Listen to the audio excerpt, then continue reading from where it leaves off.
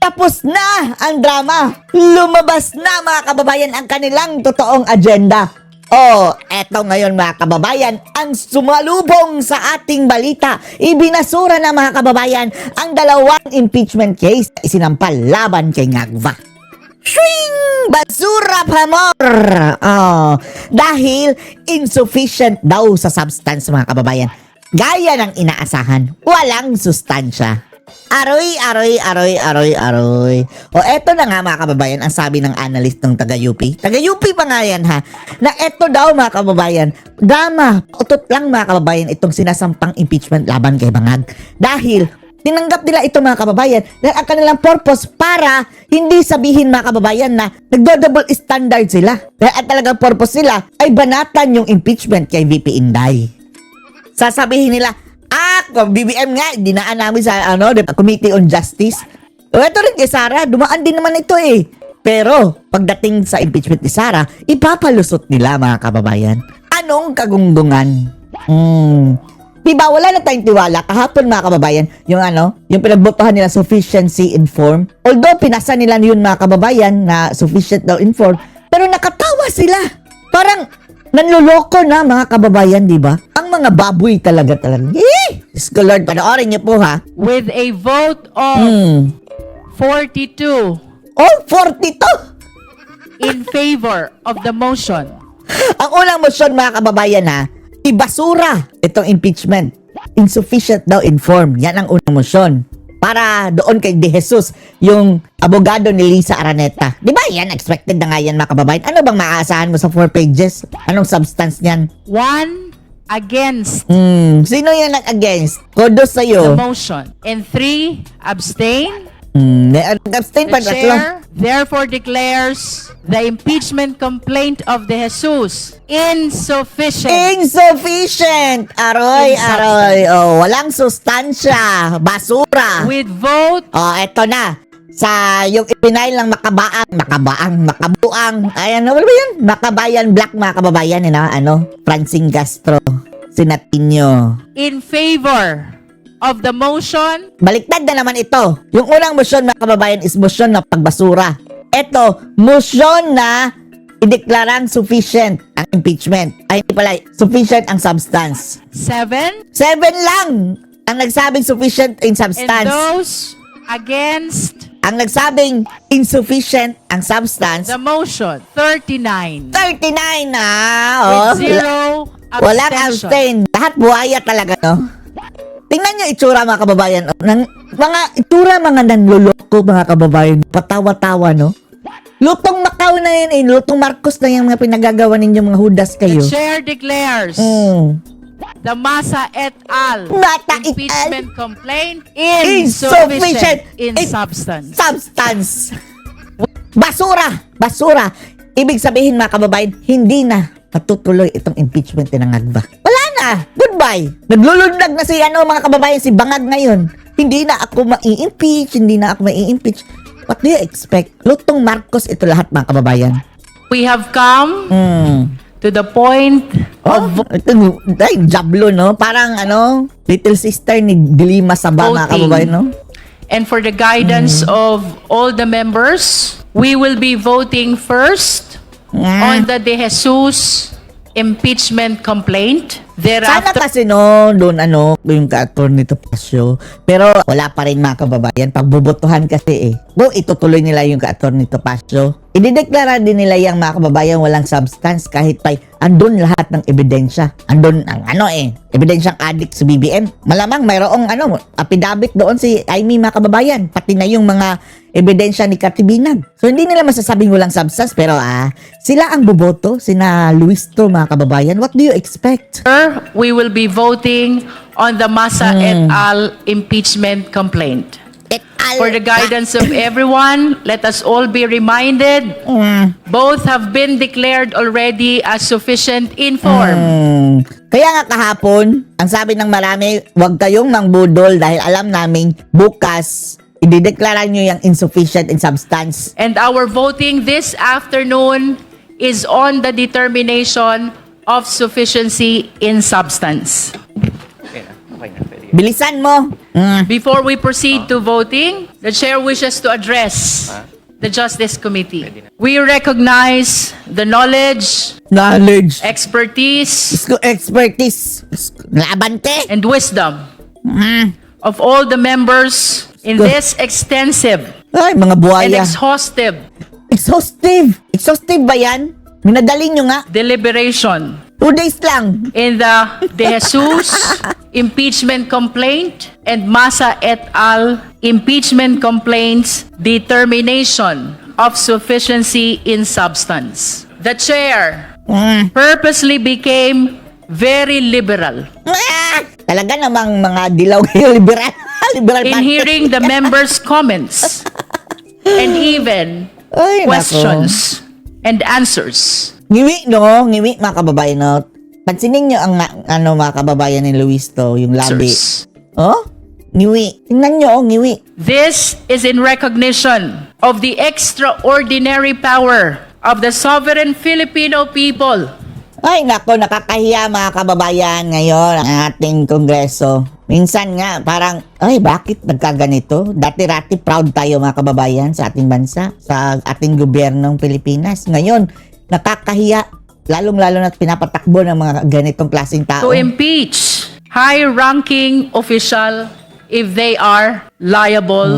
Eto mga kababayan, sina Claire Castro, magyayabang na naman ito. Ibabalanda na naman nila mga kababayan. Oh, mali kayo, ano na ngayon? Yung sinasabi niyong adik sa BBM, yung sinasabi niyo kuraktor, napatunayan na walang basihan. Oh, nag-file lang kayo ng impeachment. Napatunayan sa Kongreso na walang basihan ang inyong mga akusasyon laban sa ating presidente. Ganyan na naman yung mga naratiba nila Claire Castro. As representative of the sovereign people, we are Takaya likewise kayo. their voice. Diyos ko Lord, kung kayo ang voice, mga sintonado kayo na voice, And kaya pumili tayo ng tama mga kababayan next election. Wag na ito mga baboy na to. Lahat ng mga dyan sa Congress ngayon mga kababayan, it baboy. is incumbent upon this committee to ventilate Ventilate all pa. possible views and opinions of the people whom we represent. Hindi nyo nga tinanggap inatopasyo. Likewise, the extensive and exhaustive deliberation provided better and wider perspective as we come to the end of our Diyan talaga yung deliberation. political career. Mga kasama, before we vote on the sufficiency in substance of the De Jesus and Masa complaint, the chair would Kadiri. like to remind everyone Kadiri. of the immense weight of the task at hand of this committee. Hoy, wag ka lang magpasikot-sikot. O nga, Sa pagtukoy o kung gama. may sapat na substance ang mga reklamong ito, laging kinikilala ng komite ang sound discretion ng bawat miyembro. Your vote must be rooted in your individual appreciation of the facts, the allegations, Kay BP Inday nito mga kababayan, dire-diretso yan nila. Tapos i-port with Soto mga kababayan. Oh, impeachment. Tapos, kung eto kay Bangag, maliwanag pa sa sikat ng araw mga kababayan, tapos sasabihin nilang walang substance. Tapos, kay Bibi Sara, magkaka-substance. Wala ngang ebidensya. Puro and the panira. annexes attached to the complaints. Although the rules of procedure Tapos, itong Makabayan Black na nagsampa ng impeachment kay Marcos, parang wala lang sa kanila. Oh, parang kasabwat din mga kababayan talaga. on impeachment proceedings state that the requirement of substance is met when there is a recital of facts constituting the offense charge and determinative of the jurisdiction of the committee. Gusto Lord, Huwag itong nating mga kurakot. kalilimutan, impeachment is a sui generis proceeding. It is a class of its own. Hindi lang ito basta legalidad. Ito yan? ay Hindi lang basta illegalidad, isa rin itong illegalidad. Illegal din. usapinding, politikal, at moral. Moral o kayo, mga walang mga moral. Uulitin ko po, ito ay isa sa pinakamakapangyarihang mandato na ibinigay sa atin ng konstitusyon.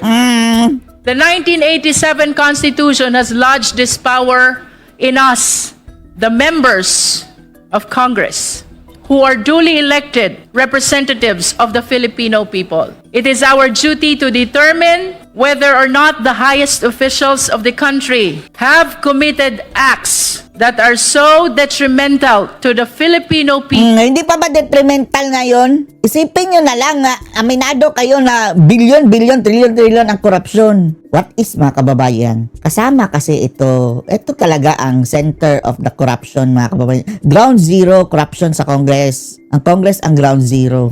So, i-absolto talaga nila, mga kababayan, itong si Bangag. Dahil yan ang kanilang lord sa mga kababayan, sa kurakutang ito na nangyayari sa bansa. That they deserve to be removed from office. Kaya naman, I urge every member of this committee, vote not out of convenience. Shut up! Huwag ka Vote nang iyak. with Iyak, nakakadiri. Uy, wag na kayong your conscience. Ay, nako. Matamaan ang kidlat yung dila mo. Isipin natin ang kapakanan Taong bayan na naman, visit. at kinabukasan ng Ulol bawat ninyo. Pilipino. Ulol lang ang naniniwala sa inyo, Luistro. Let us prove that in this hall, the interest of the Filipino people Ay, Diyos ko! always comes first. Ay, Maraming nako. salamat po. Madam Shut Chair. up! Kapital, palakpakan ang visit. Palakpakan niyo. Ay, nako, sila lang din ang mga kababayan. Nagpupurihan. Ay, kilig na kilig din ang Luistong Hudas, oh. Madam Chair. The Lord. Madam Chair. The Honorable Nisa is recognized. Before we vote on the De Jesus complaint, I would like to have a manifestation. Manifeste. Oh. We recognize the Honorable Nisay for the purpose of his manifestation. Point of order, Madam Chair. Ayan na naman si Abante. Bakit epal? What is the point of order of the Honorable Abante? What is the purpose of the manifestation when he already spoke a lot of things? Let us be reminded Shut up, Abante. Hindi ka congressman. that the Honorable Nisay is the endorser of the De Jesus complaint. I do So realize that, Madam Chair. the committee Shut up, Abante. Ikaw, kumelected ka lang. Huwag kang makialam dito. Usapin lang ito ng mga legit. Ikaw, illegitimate ka eh. Sa tingin talaga natin, mga kababayan, bawal ditong ginawa ng Comelec na si Abante ang pinaupo. Hindi nanalo. would like to accord. I just would like to ask, Shut up, Abante what is the Liling. purpose of this manifestation? Ay, makinig ka na lang. What Would you is like the to purpose? answer the question of the Honorable Abante? To explain the arguments. And the Madam closing Chair, that has statement. been so And the closing explained. statement. Perhaps, Honorable Nisay, you just make a quick closing statement in support of the sufficiency in substance of Bigyan nyo na. Anyway, alam nyo, kasabot nyo yan eh. De Jesus complaint. Thank you, Madam Chair. You may proceed. Madam Chair, we respectfully reiterate, hindi pa po ito trial on the truth. Trut-tut. Iturutot yung mga mukha ninyo. Hudas. Grabing mga mga kababayan, no? Ulitin ko Lukuhan. po ang relevant portion, Section 5 ng Rule 3 ng ating House Rules. The requirement Hoy, wag kami. Kasabot ka rin. substance is met if there is a recital of facts constituting the offense charge and determinative of the jurisdiction of the committee. Magkano? Ang proceedings Ang tawag dyan, mga kababayan, impeach me kunwari. natin ngayon ay masasabi Kunwari, impeach mo ako, pero, wala palang substance. Walang substance. Yan ang nangyayari nasa ngayon dyan. pleading level pa lamang. At ito ay dapat tumatalakay muna kung ang complaint ay may recital of ultimate facts at ang ultimate facts na ito ay maaaring mga acts, omissions, at inactions na may kasamang konteksto na kung i-assume natin na totoo sa ngayon ay magko-constitute talaga ng impeachable offenses. Keeping in mind that standard, I am respectfully submitting ng mga narinig kong manifestations ng dahilan ng substance insufficiency kahapon para rito sa De Jesus complaint ay mainly nagre-revolve na sa appreciation of evidence at ultimate truthfulness ng mga aligasyon. With all due respect, hindi pa po ito ang panahon ng paglilitis. Paulit-ulit ang Wala eh. Mahirap ding maniwala dyan sa bangag. Ay, itong unggunggong na to, mga kababayan. Dahil ito nga raw yung abogado nito, mga kababayan. Abogado ni Lisa. Honorable Chair kahapon, ito ay preliminary stage pa lamang. Hindi lang din ako ang taong dapat sumagot dito. Ang nangyayari ngayon mga kababayan, para lang drama. May complainant na script. nakapirma at nag-verify ng complaint. Away-away kunwari, insist kunwari na, mayroong basihan ito pero wala talaga. Na hindi pa naman naiimbitahan sa mga Impeach me. Kunwari, initial na pagdinig na ito. At this stage, the question is narrower. May facts alleged ba? May context ba? At may clear nexus ba to an impeachable ground? Sa unang argument o offense, Madam Chair and honorable members of the committee, sufficiency in substance that not substance? require na may existing criminal charge already filed against the respondent. Nonsense mga kababayan, yung sinasabi nila, kung mayroon pang ano daw mga kababayan, talagang basihan, dapat daw nasampahan na ng kaso si Bangag. Nor Ungas! that the Hindi ba nila nakalimutan ba nila mga kababayan na hindi nga pwedeng sampahan ng kaso ang presidente? Kaya nga mayroong impeachment dahil bawal sampahan ng kaso ang presidente. So kung umaasa lang sila mga kababayan na magkakaroon lang ng substance kapag mayroon ng kasong isinampa, wala talagang mai-impeach na niyan, presidente niyan dahil bawal nang sampahan ng kaso in the first place. Impeachment lang ang pwede. pleading uses Stupid. the perfect criminal law label of kidnapping. Gaya ng mga tanong na ibinabato sa akin kahapon, ang recital of facts sa complaint na ito ay ang inaksyon ng presidente at hindi ng kung anong executive orders mula sa presidente. Naghahanap pa sila na, bakit walang kaso? Hindi nga pwedeng kasuhan kahit pa na mga kababayan, garapala na. Yan ang purpose ng impeachment. Dahil immune ang presidente, i-impeach muna. Maliwanag, Madam Chair, for this offense, the complainant narrates inaction kaya clearly may recital of ultimate facts. Hindi lang ito conclude. Facts? Uy, wag yung pronounce po yan, na tama dahil nag-iiba ang meaning kapag ang letter F mga kababayan naging letter P. Conclusions. Dagdag pa, these pleaded facts are attributable Facts, to the grabe ka. impeachable officer. Dahil nabanggit ko, Taxi. may mga command responsibility ang ating Pangulo over through PNP. At assuming that these pleaded facts are true, then the Facts na allegation naman. may constitute the culpable violation of the Constitution.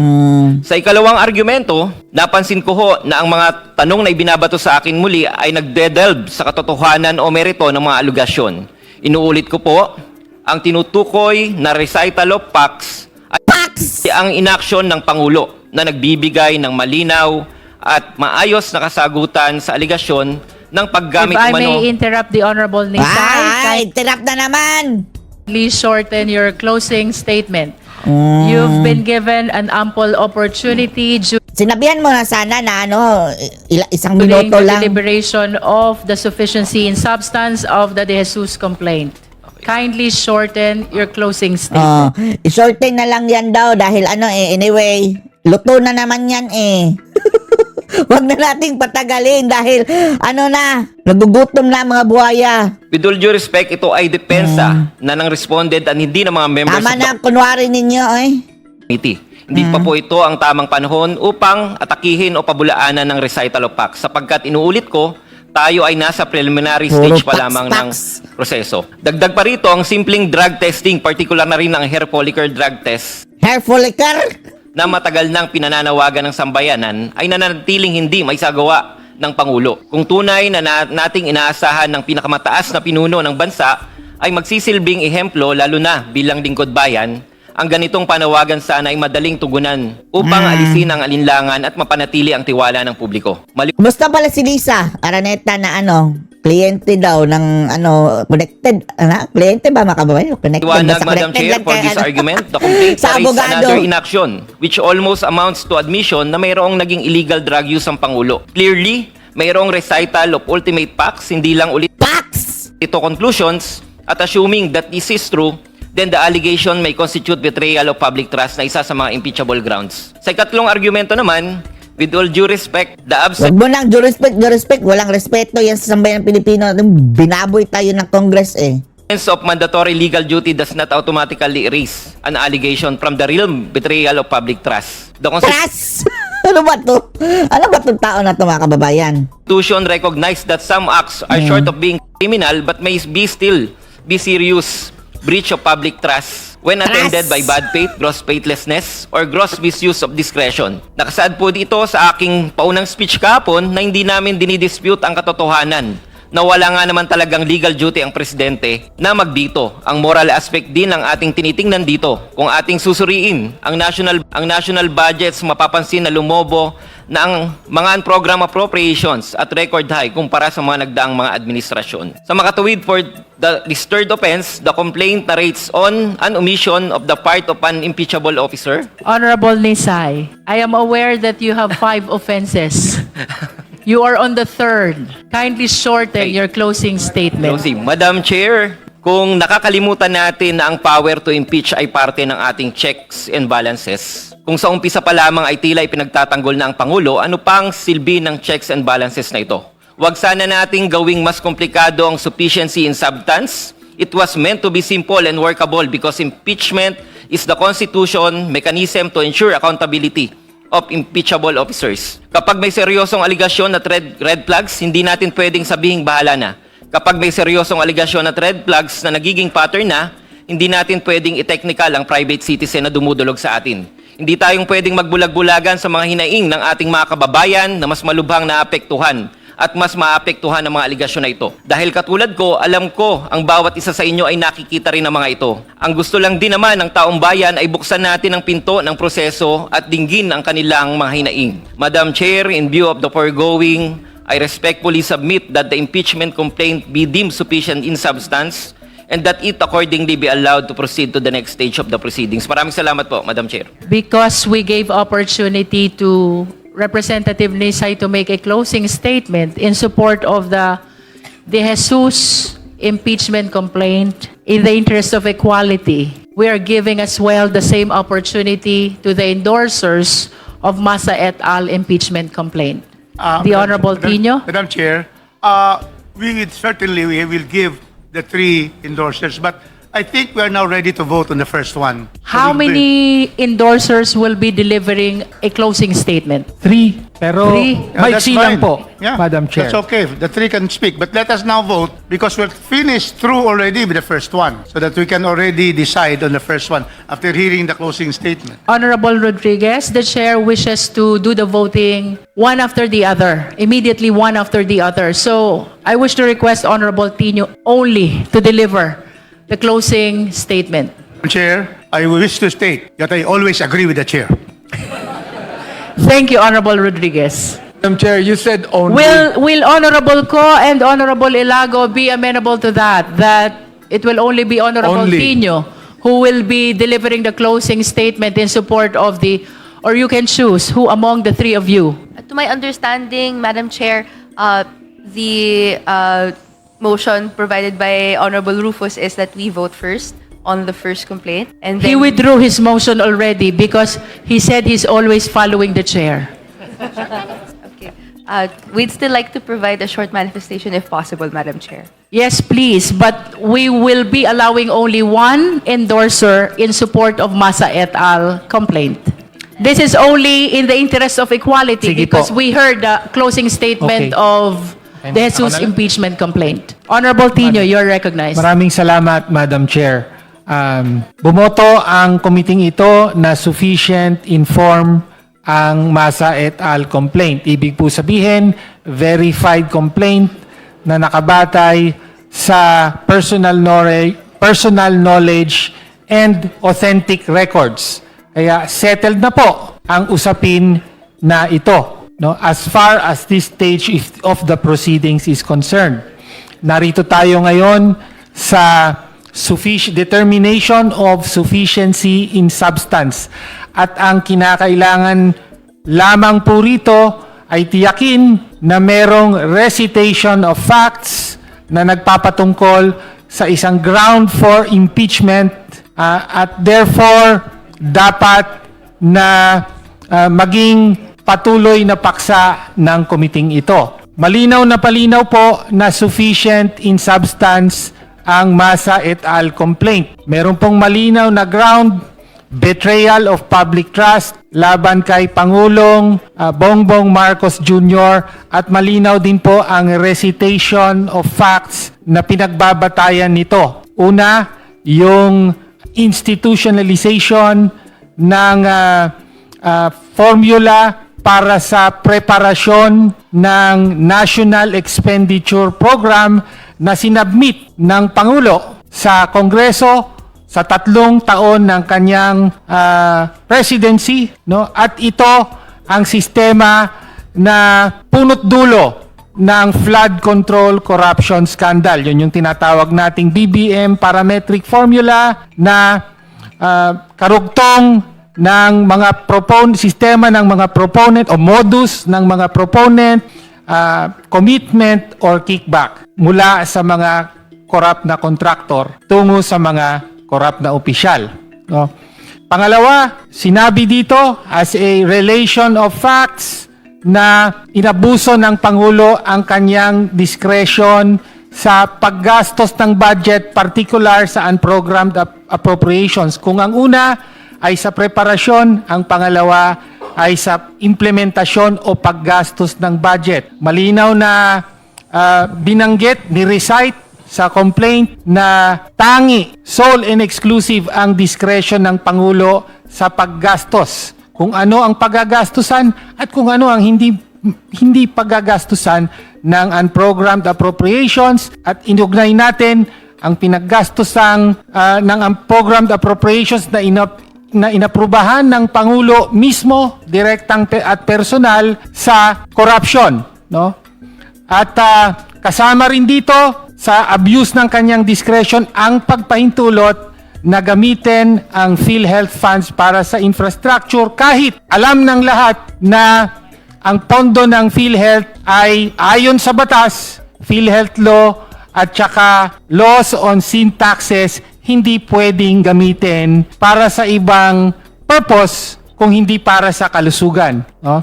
At panghuli ay sinasabi dito na direktang may paglahok sa insertion at pagtanggap ng kickback ang Pangulo. No, sa madaling sabi, sufficient in substance po ang complaint at ang pinakamahalaga po dito ay sinasagot ang tanong.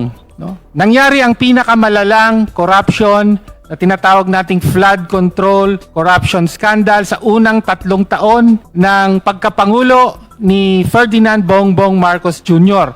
Ang tanong ng lahat, alam ba to o hindi alam ng Pangulo na nagaganap ang ganitong corruption? No? Sinasagot po ng complaint, sinasabi dito, hindi lang sa alam niya, kung hindi siya ang nagpahintulot at may direktang partisipasyon sa corruption na ito ay pagtataksil sa tiwala ng taong bayan at therefore dapat siyang ma-impeach. The chair declares the termination of all forms of statements and manifestations.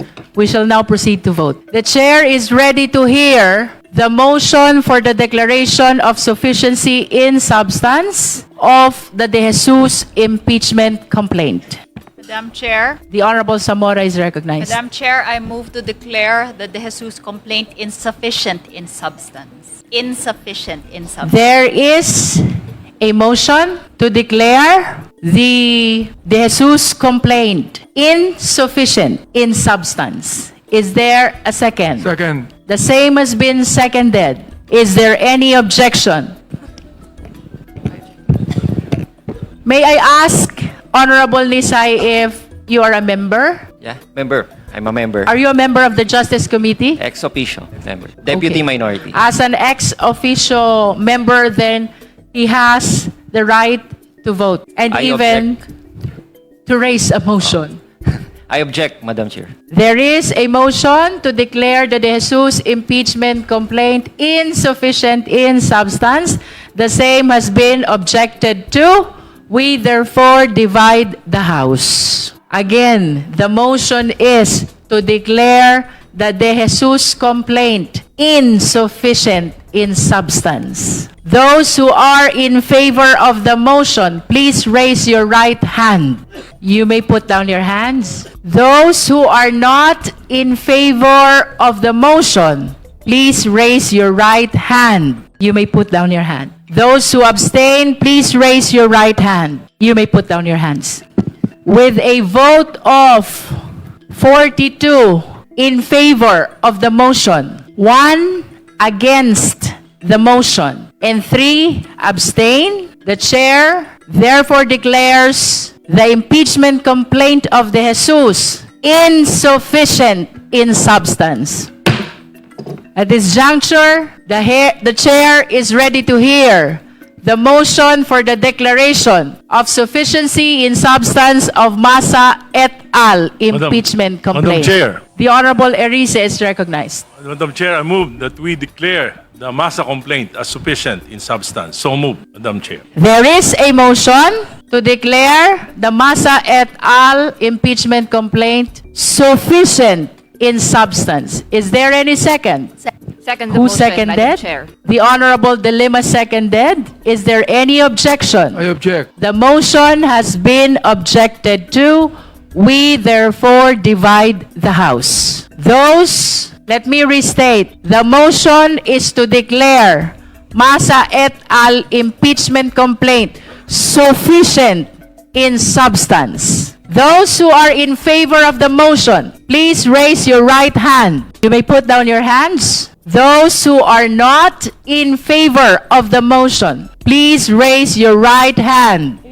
You may put down your hands. Those who abstain, please raise your right hand. With vote in favor of the motion, 7. And those against the motion, 39. With 0 abstention. The chair declares the Masa et al. Impeachment complaint insufficient in substance.